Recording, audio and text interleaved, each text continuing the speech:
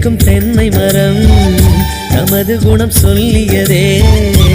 நாட்கள் யாவுமே வசந்தங்கள் வீச வாழ்ந்திருப்போமே.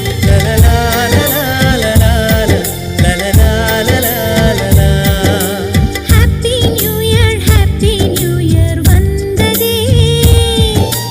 அன்பை சொல்லி ஆசை உள்ளம் துள்ளுதே. சூரியகாந்தி பூ போல முகம் மாறுதே, சுகம் சேருதே.